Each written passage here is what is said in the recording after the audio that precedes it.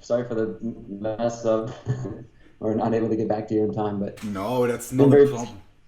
Not a yeah. problem at all, Andy. I mean, how is how is life? You wrote me that you're very busy at the moment. So Yeah, yeah, um, very busy. Yeah. yeah. That's okay. That's part of the game, I guess. Yeah, yeah, That's no part problem. of the game. You're compulsively busy, I guess. You have time off, and then all of a sudden there is a big project, and you have no time at all again. No, Yeah, that's is kind of it. I'm looking forward to having some time off again, maybe in early next year, February, March of next year, I should be winding down. So, yeah. okay. And so that's gonna be a bigger break, Yeah, or at least at the rest of the year to maybe, a year and a half off, I hope. oh, that's We'll great. see. Oh, that's Yeah. great. That's great. So, I mean, first of all, yes, thank you so much again for doing this because I just gonna explain it to you what this interview is all about. It's there is an internet platform called Okay. filmpuls.info, and that's basically a film networking site, knowledge base for the German-speaking area in Europe, and I write articles for them, mainly in the audio area, Yeah. microphone, sound design, and stuff like that. Yeah. Yeah. But I'm always open, to include people from various areas of filming. You from the animation side, or I don't know. I've interviewed drone guys that made stuff with Michael Bay. So Yeah. it's That's also cool. for me a learning process, always to learn something from the pros from other areas. So Okay. thank you so much for doing that. No problem. Yes, and how much time do we have? Do we have 8, 9 hours? No, kidding. Um, Unfortunately, not too much. I gotta be gone like in about 30 minutes. Hopefully we can wrap it up. Would that be Yes, enough? yeah, let's do it. Let's do it. So let's jump right into it. The first time we met was like when you told me you had the Jungle Book thing going on. Yeah. And as I remember correctly, I was in London as well. And what are you doing now again in London? Now I'm working on Lion King. So just been same company, MPC, moving picture company. And we got pretty much the same team back. We got a few new people and a much bigger task. Jungle Book was about 600 or 700 shots of all fully animated animals, and this one is about 1,400 to 1,500 shots. So it's double the amount of work. Yeah. Wow. And the time that you have is the same, or do you have more time? We have a little more time, but not proportionally correct. Oh my So God. it's So so it's, it's a bit stressful at the moment, but it's fun. I mean, it's looking amazing, and also the bar has been taken to another level with the way John Favreau, our director, kind of likes to push it. So you know. He's not really stopping short of anything that doesn't look real to him. So, wow. in terms of animation, it has to be completely photoreal. The movement So, has to not stand out at all. so what was his name again, the director? John Favreau. Oh yeah, okay.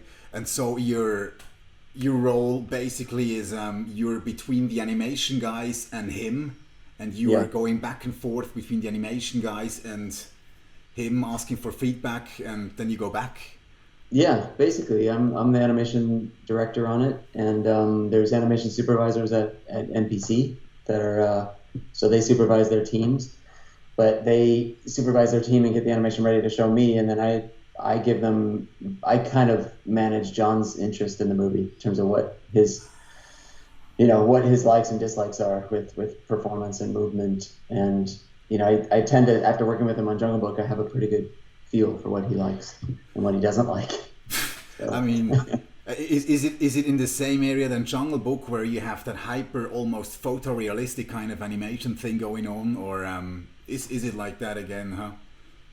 yeah, it's like that again, even further, I would say. So we're trying to make it as when you watch the imagery, you think you're watching a documentary, but the characters are talking and performing. So That sounds insane. Yeah. Because I mean, I've seen the Jungle Book, and I was like, Jesus Christ. Okay, this is as photoreality goes these days. But I guess you always have to be a little bit ahead technically before every project, so that you can catch up a little bit. No, I mean, technically seen, you have to be like, I don't know, when you start a project maybe 3 or 4 years ahead, or how you do that on a technical setup. In reality, you are shooting for what's 3 years from now going to still be amazing, and so you have to be way on that cutting edge, that bleeding edge of technology, which is the hard part. People have to work really hard. We get some of the strongest, talented artists in the world working on this to make it as realistic. It's to me, I equate it to like photorealistic painting, but if every person had 1 pixel to paint, the whole team has to assemble something that looks completely photoreal and beautiful. It's really, really hard, and everybody has to be top notch. Obviously, and what, for example, I mean, I'm always wondering, what is the IT setup looks? What does the IT setup look like? Is it what kind of computers are you working with? Do you have special expectation when it comes towards your engines that you're working with?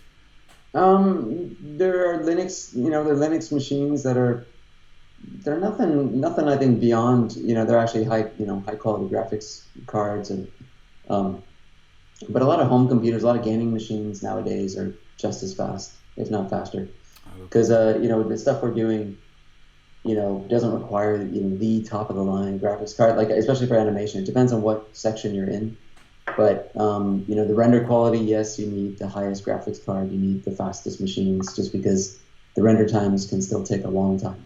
Oh yes. So we're sending more and more information at it. So before we were rendering for on an animal, maybe a few 100,000 individual hairs are being rendered, and now it's in the millions. So it's like, what I mean? That the computer has to calculate all the way each hair, like real hair, how the light penetrates and reflects off of each hair and comes back out, and what you see. It sounds complicated. It's super complicated. It's super. I mean, because hair is such an fact that you're going to underestimate. I mean, yeah, it's hairs, but I mean, yes, hairs is it's such a complicated matter. Mathematically, with the way the light interacts within the fur and how deep it can get, and the fact that each individual hair actually has a translucent value, which means the light can go through it. So it's super, super tricky math, and the fact that the computer has to calculate all of this for millions of hairs per character, I mean, and that it's moving and motion blur and everything else. It's really, really difficult stuff. When you have characters, do you motion track them first, or you go from scratch and build them up from scratch, or you have motion tracked things? With the actors, the voice actors, they give us a voice track of the kind of like traditional animation or Pixar movie. They'll go in and they'll give a read. They'll do it in front of a microphone, or in this case, we did it a couple times. We did it in a black box, which means like just a basic room, and you had the actors kind of like reading the lines, but then would try to do the lines a couple times without the script, so that they're almost acting off each other. So you get a little bit of eye contact patterns, or a little bit of timing with the two actors together, which traditionally in most animated features you don't have. You have one actor comes in one day, another actor comes in another day, and they're in the same scene together, but they never even talk to each other. So you also have that kind of intimacy when they have eye contact and body contact. So because that also contributes to the realistic experience in the end, I guess. Yeah, we could get, especially with like Timon and Pumbaa and some of the main characters that are, people want to have fun with, and they want the characters to feel a bit more spontaneous. Yeah. So, we got Billy Eichner playing Timon, and for Pumbaa we have Seth Rogen, and we got both of them in because they could improv a little and change the lines and change the timings and just start to have fun. And we got better reads for that, and we got kind of more naturalistic performance, and then from there we animate. So when you have this session, do you have the dialogue scripters there? Do you have the director team there? Who is involved in these sessions? Yeah, it would be the screenwriter, the editor, and John, and then I was also involved just to watch if anything stood out, performance-wise and stuff like that, to get feedback. But it was pretty cool. I mean, it's really great to watch them perform and get us some more beyond the traditional animation feel, take it another step further. That's yeah. Okay, that's great. That's great. Are you kind of a guy that doesn't want to do the same project twice? Do you enjoy being thrown a little bit into the cold water, so to speak, and do push the boundaries a little bit? Do you like that?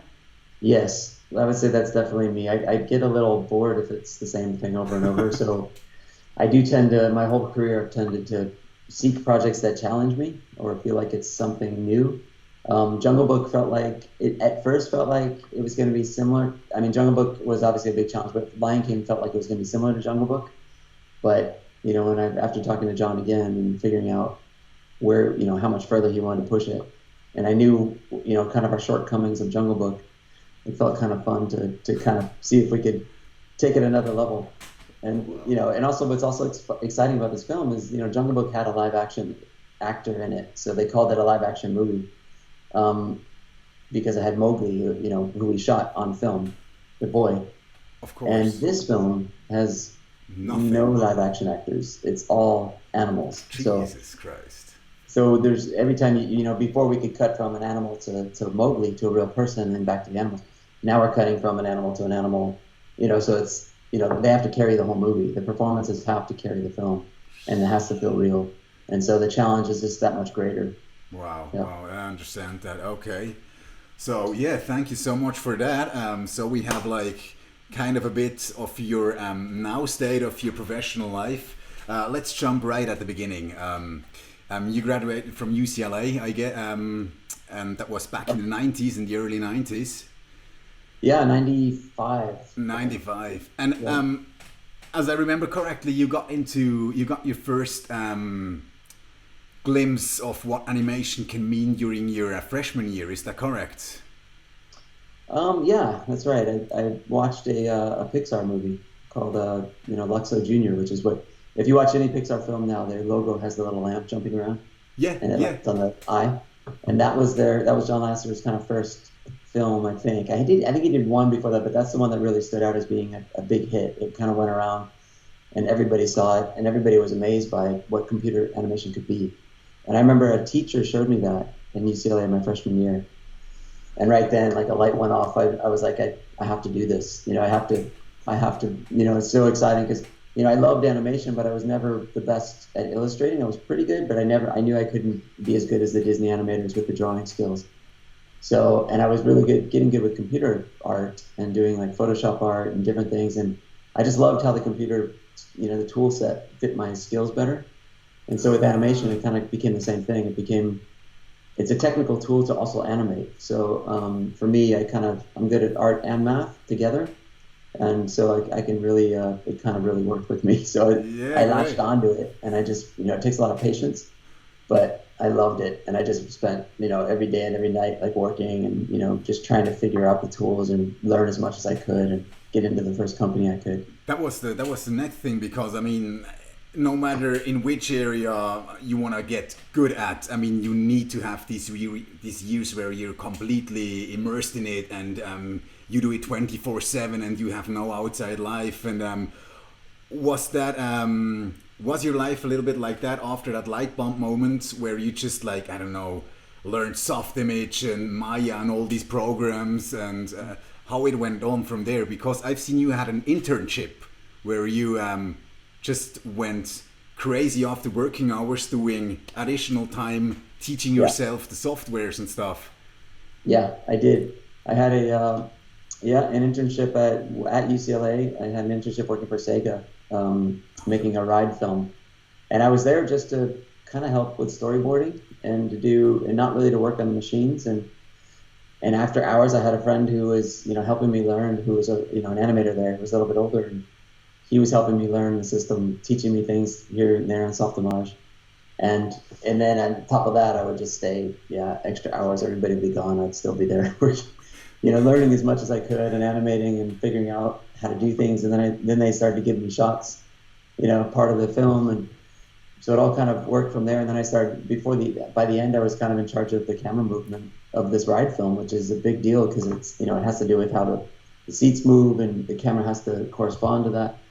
And so, you had to be really detailed with how you move the camera and make it feel like you're really flying and moving. So, and they flew me to Japan. I was only 21, Yeah. 22, and Jesus. they flew me to Japan to like sit in the preliminary seat and ride the animation I was creating. And it was so cool. Oh, great, great. I And, mean, because shortly after that, I mean, you landed a gig at Digital Domain, is that right? that's right. Where they hired you to basically animate their commercials, Yeah. or Yes, I did a short film so basically at UCLA. I was still finishing up school during the internship, and I wanted to have like a final piece to get a better job, to get maybe a job at, say, a Pixar or a Digital Domain or one of these companies. And basically I didn't have anything to show because all I had was that one little piece I did for Sega, but it wasn't enough really. It was like just camera animations. They didn't know what I could do. So I went to my teacher there, who was teaching. I was a design major at UCLA, and so I wasn't really in animation school, and they didn't really have an animation school actually, for computer animation. So I told him, this is what I really want to do, and will you support me and give me class credit for doing the short film? So, and he basically became like like an independent study. I got full class credit for a year, about a year, ah, look to at finish the that. short film. Ah, And okay, at okay. my home, at home, I had weekly check-ins with him to show him my progress, and then he would grade me, and but it was pretty awesome. I was able to get full credit for doing this project, and that project is what got me my job at Digital Mint, because it basically was a short film that I was able to use, and it took second place at SIGGRAPH. I don't know if you SIGGRAPH conference. It's an animation conference. And they awarded you with the second prize at the age of 21 after just some Yeah, years into well, that stuff. yeah, but it was a student animation festival, so it wasn't like the whole thing. But it was a student animation competition. I entered the film, and it got second prize, which is pretty cool back then. Ah, that's Seeing that I had almost no school support at all, other than this teacher. I was doing it on my desk with a computer I bought, scrounging up money. oh, that's And great. I love these stories. Oh, that's great. Yeah, yeah. I mean, so you were really like bitten by the bug, so to speak, and you really wanted to do it. And so so what always seems very crucial to me. Suddenly there was that jump into the motion picture area for you, and you landed that gig with James Cameron for Titanic. And I mean, James Cameron and water, that's always a good pair. He did Abyss in the yeah, beginning of the 90s, which was amazing. And then he wanted to do that Titanic project. And how you got in there, because there was also, you know, nobody could know how big that film would be, but it was for sure a big right. project. And how you ended up there with John Legato and all these guys. And Yeah, it was pretty cool. I mean, I was doing commercials at Digital Domain, and I was loving it for about a year, and I was really enjoying it because I could do my own little. It was like my own little projects, and they were only 6 weeks long, and they just needed a lot of energy, and you had to do a lot of things like rigging and animation and a lot of different things. Skill set had to be big. So, whereas Titanic was more about just animating for me, but it came to me as like the supervisor came and said, they need some help and they would love to have you on board. And I said, oh, sounds good. Let me give it a try. I wasn't that excited by it because I knew it was like a long thing, and and it was a lot of motion capture, cleanup, and fixing. So it was a lot of and then at first it was a lot of motion capture, and then it became like, well, on the ending sequence, we're going to animate a lot of the humans falling and hitting things, and because they can't stunt capture it, they can't motion capture. So they said it's too dangerous, all this stuff. So they said we're going to animate some of those people falling, and I'm like, that sounds like fun. So wow. Wow, but that was a huge thing. I mean, back it was the late 90s. I mean, the engines were very slow. I mean, compared to the rendering capacities you have now, it took yeah, ages when you hit the render button and then until it was done. Or yes, how you can. yes, it was way slower. But I think it was okay back then. But we weren't doing it a lot. We were, if you look at the models we were animating, they were very simple and just textured pretty well. And it was a nighttime scene, so you got away with a lot. When you look back at these scenes, do you think, oh, I've done a nice job, or it's like, oh my god, this is so much yesterday, or how you think about it now? Several of the films don't really hold up, but I think Titanic's kind of fun. I know there's a lot of visual effects in it that don't hold up that well, but I think the movie makes up for it because the construction. I mean, James Cameron's a master, I think, at constructing a story and telling especially an action scene. He's just so good. I have a lot of I don't think his dialogue is the best, but I feel like it's secondary to the storytelling. The storytelling is so much more important, and he's so good at that. Yes, he So has that big thing going on. He throws so much big stuff at you that yes, you can maybe don't have the best dialogue. That is yeah, not on Shakespeare level. I mean, yeah, I no. know what I mean. That's But James puts characters in situations that are somehow believable, even though they're ridiculous or crazy. You somehow understand how they got there, and now you're worried for them. And I feel like most directors put characters in situations like, oh, come on, they wouldn't do that. They'd just be, it's just right away it takes you out. You're like, it seems stupid. Why are they doing this? yeah, yeah. Whereas Cameron has a way of getting them into those situations that seems okay. I understand how they got here. I get it. I would have maybe done the same thing. And then I mean you and James Cameron, you seem to get along very well because I mean he trusted you with the supervisor position for Avatar. I mean Yeah. crazy project in terms of size and money and it is to me a very very nice film because I don't think about the technical background at all. I just enjoy watching it, so that's always nice. Yeah. But was that as big as it looks, or was it something that was easy? Not easy at all. I feel like it's funny because Jim always knew that too when he made the movies. Like we got to get them in the first 10 minutes to stop thinking about what they're watching and just watch the movie. He said that's essentially what people do anyway. Yeah. And he said, but if you so you got to wow them at the beginning, and then in the middle you're kind of like they're into the movie. They don't care about how beautiful the visual effects look. They're into the story and the surroundings. So, but for us, it was extremely difficult. It was paving the road for completely digital environments that look photoreal, completely digital characters that are humanoid and carrying a performance through the movie. The creature work was really, really hard because you had the six legs most of the time. Oh yes, that's true. Yeah. And I feel like it was inventing how these characters and creatures would move without having any sort of reference. We try and base them on something in our real world, but in the end, we had to invent some stuff and not make it feel cartoony or animated. So it's difficult. It was a very hard film. And it was so demanding, and it was on top of that, it was 3 hours long. So it wasn't a short That's right. movie. That's right. 3 hours. Jesus Christ. Jungle Book is 90 minutes, and Lion King is maybe 100 minutes. Wow. It makes it a lot easier. Well, I mean, yes, every minute means maybe, I don't know, half a month more work, and Yes. yeah. It's incredible. I mean, but I mean, if you're watching these movies by yourself, are you considering your work art, or is it engineering, or how do you see your work? Are you creative in the first place, or a technician in the first place? I think I'm creative in the first place, and but I definitely have a highly technical side because I enjoy puzzle solving, and that's kind of something I've done my whole life. I love like the Rubik's Cube, and there's something as a kid, I just love solving puzzles, and that's kind of what this animation is, and making this animation feel very realistic and make people believe that they're watching something that is real, even though it's completely fabricated. Of course. And that to me is another puzzle. It's Yeah. like how do we solve that? And for me, it is a lot about studying real life. What you can get Yeah. out of real life. There's so much more detail to it than an animator could ever invent.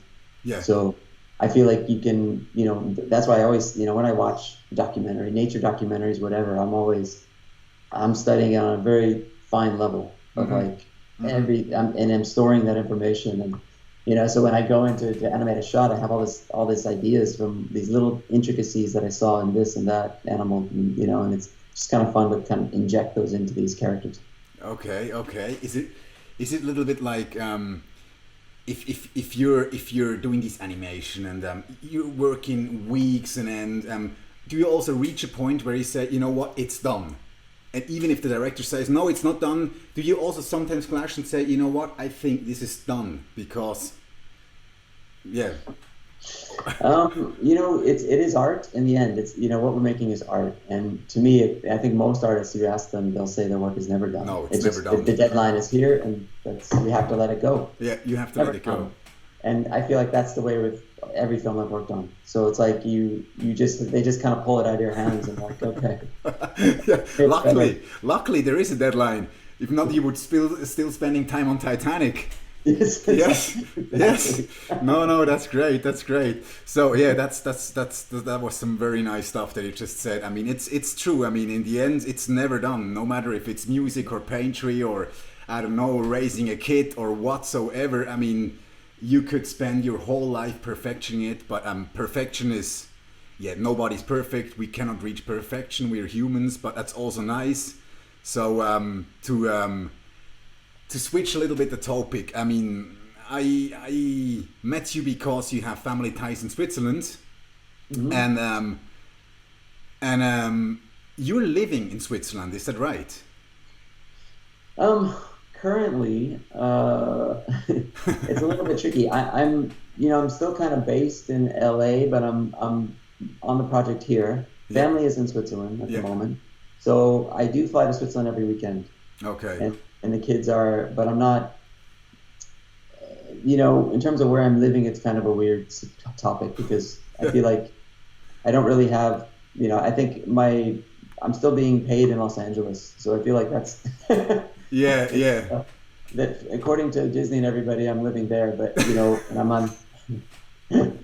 but I am, I'm not spending time there at all. Really, I go back once every few months for a week, maybe. And now, so I'm going every weekend to Switzerland to see the family and the kids, and then I'm in London, my apartment here in London, that during the weeks.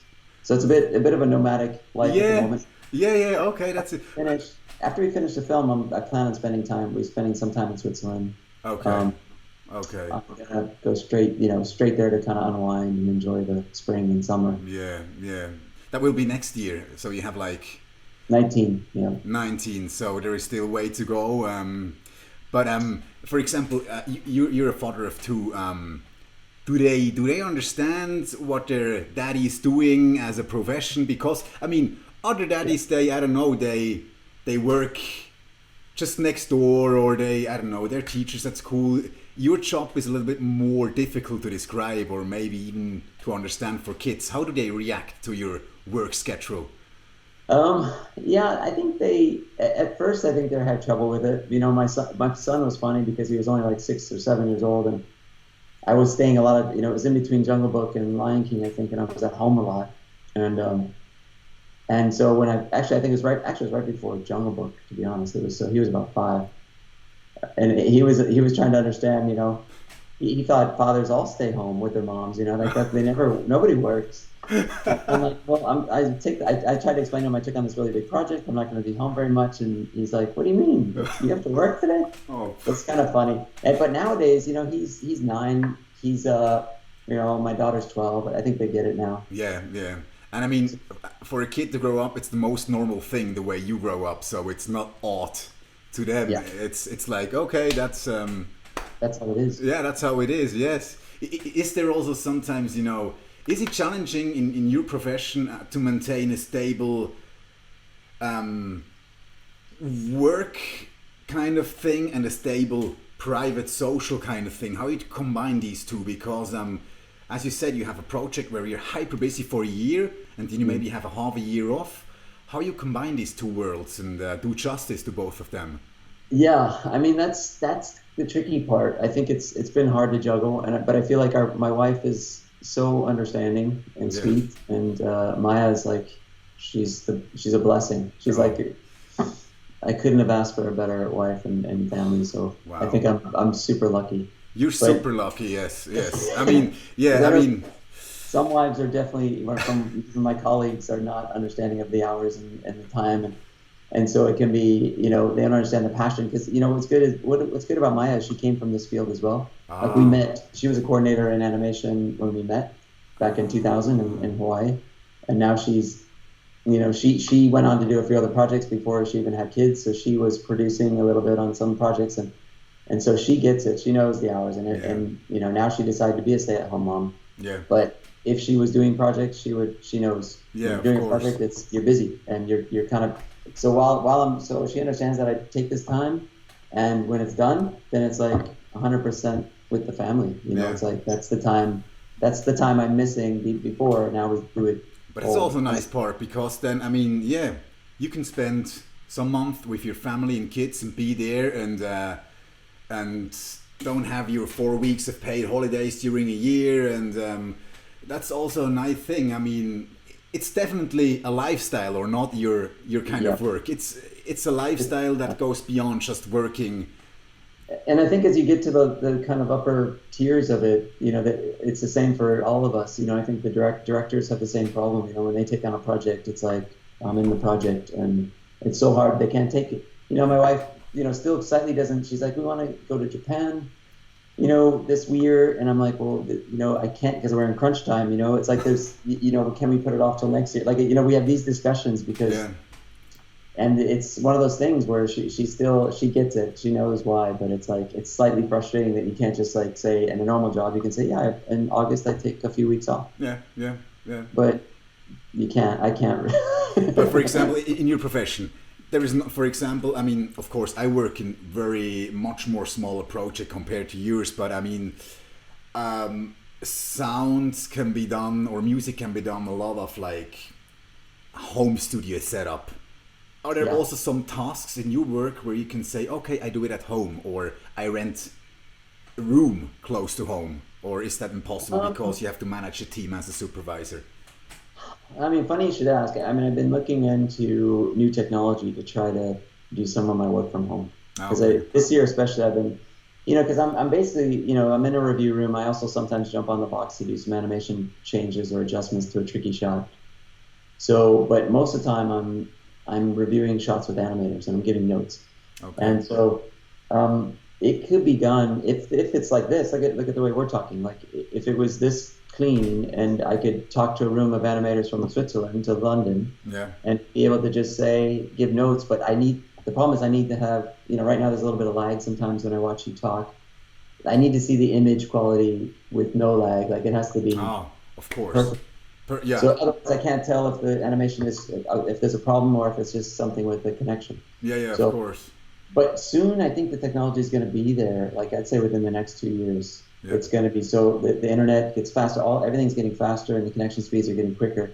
That a signal will be real time, and I'll be able to give notes real time to a team full of people in London, and just from like I'd say a secondary office in Switzerland that I could just use as a workstation. Could be kind of cool. Could be really cool, actually. Okay. We are like around 33 minutes now. I just have I have one thing to tell you quickly. I was in Hans Zimmer's office, which I'm sure you would like. Oh, I would like that. Yes. I mean, I really he, of course, he's an influence and on every kind of guy that is interested in music and sound design. Yeah, he's great. I mean, he's a madman, I think. I mean, he's, in a positive way, he's completely nuts. He's completely nuts. I mean, but creatively nuts, Yeah, like, creatively nuts. Cool. Yeah. I mean, you can tell him something and he's like, ooh, and then a light bulb goes off, and that's how I imagine him to be, Yeah. I mean, he's cool. And what's funny is he did the first Lion King, and he won the Academy Award for Best Score for the original Lion King in 1994. And now he's doing this Lion King. And you went to his studio in Santa Monica. Yes. Wow. In Santa Monica. Wow. It's such a cool. I mean, I was so envious of that office. I was like, wow, how can you? He's got a library of books and instruments and everything you could possibly want with this it looked like this Baroque, brothel. Yeah. He said that he wanted to design his studio like a brothel from the Vienna area of the, I don't know, late 19th century or something like that. Yeah, that's what it feels like. Yeah, it's great. It's great. I mean, wow, that's kind of thing. Congratulations on that. Maybe I could also manage to do that one day. Who knows? But that was definitely an experience. How important is do you have any Do you have any interactions with? Of course, you now had some time with Hans Zimmer, but do you have a lot of interaction with other disciplines in films, or just with the animators and the directors? No, it's quite a bit with the writer, the editor all the time. Music, yeah, a little bit. Especially since we're doing musical songs. We're actually pacing a lot of the animation to the music. Ah, of course, yeah. That's one of the big reasons why I was invited to go to his office to kind of look at. We're looking at one of the songs that's going to be in the film, and he was starting to try something different. He was wondering what kind of animation we could do for it. So it was pretty cool. It was cool to kind of look at it and kind of discuss it with him. Great. Yeah, but usually I'm not involved in the score. Jungle Book I wasn't really, because the song was there was 2 songs really, and we kind of knew what we were going to do.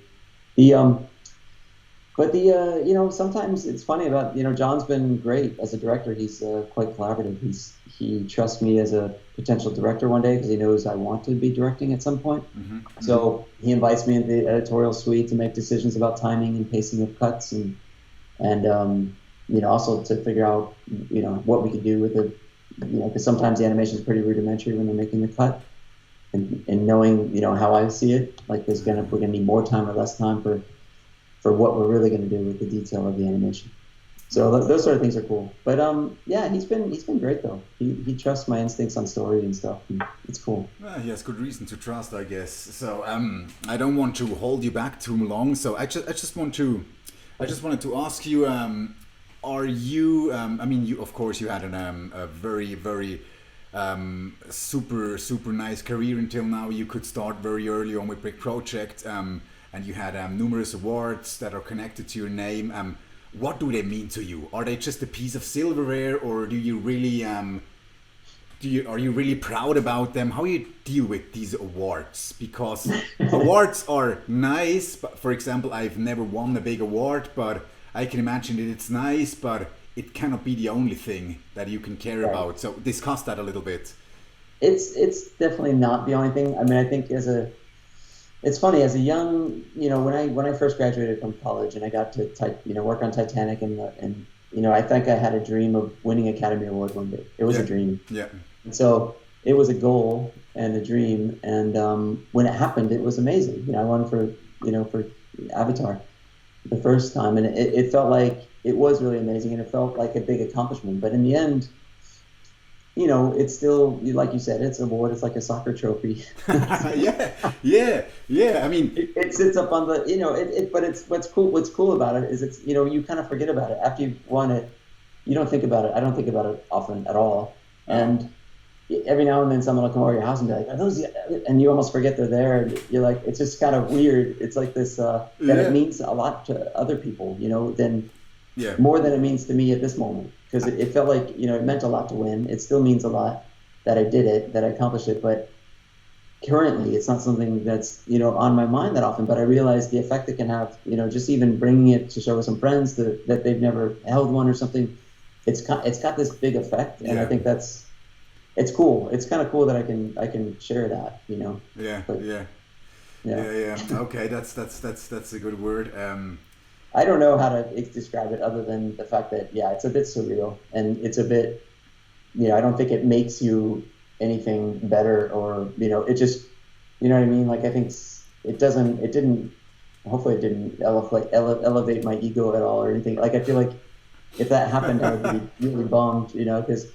And my wife would let me know. So yeah, I'm sure that's nice to have good wives, because their job is also to be honest. She keeps my feet on the ground. That's nice. That's nice. So just to close that interview, are you still, or did you ever look for new talents? Are you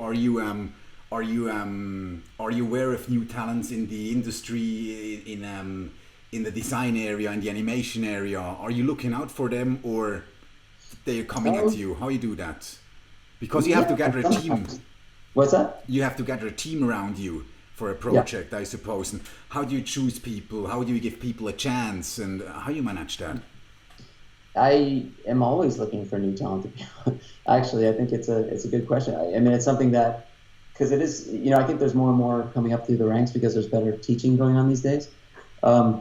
but we have, you know, basically when we started this previous section in LA to do Lion King, I needed really talented, fast animators, and I called a few of my friends down at Weta, down, you know, other companies, and they you know, in Weta they recommended one guy. They said, if you can get this guy, it'd be amazing. And I was like, is he, you know, is one person really that good?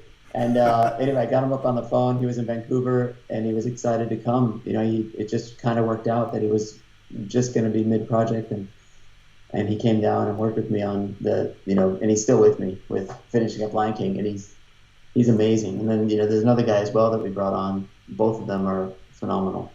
And, you know, it's fun when you find somebody who's, you know, who's driven the way kind of I used to be.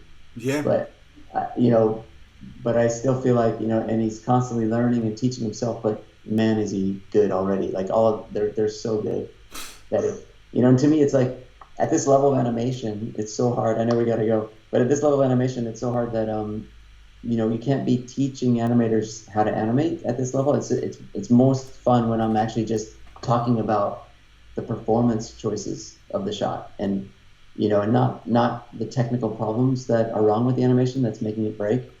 So that's, you know, that's probably the hardest part of my job, is like when the animators, you know, and it's very hard to get the level where you can animate this detail and not have problems. And so there's always some technical problems with the animation that you got to talk about. But with some of the really strong animators, they see the problems. They're not there. It's more performance and timing choices. Yeah, I can imagine. You juggle around ideas, and you don't have to discuss about how the programs work and stuff. You just juggle around ideas, and then off you go and do your stuff. Yeah, we don't have to talk about why the weight looks funny on that step, or why, you know, he wouldn't do that at that moment. Like, you don't talk about that stuff. It's more just the timing, like choices of you know, real performance. So it's kind of, that's more fun when you're working with animators at that quality. That's exciting. You know? Great. So I know you're hyper busy. I don't want to hold you back any longer. We're already a little over. Yeah, I got to get to work. Yes. Okay. So it was very nice talking to you. I wish you all the best, and hope to see you another time, maybe in Switzerland. Who knows? Yeah. And hey, let me know how the article goes. If you need me, you know, if you have any clarification or want something that, you know, you need a little more information on or something, just send it to me, and I can write it to you or something. Of course, I'm gonna do that for sure. I mean, you can read it before we publish it, and it doesn't need to be published within the week, you know. So take your time if you receive my article to read it. Don't worry about that. Yeah. And cool. Yes. So back to work, I would say. Yeah, back to work. And until the next time. Best for you, man. Best for everything you have going on. Yeah, thank you so much. And you hear from me, okay? Okay, sounds good, Neil. Ciao, ciao. Bye, Andy. Ciao, ciao. Bye.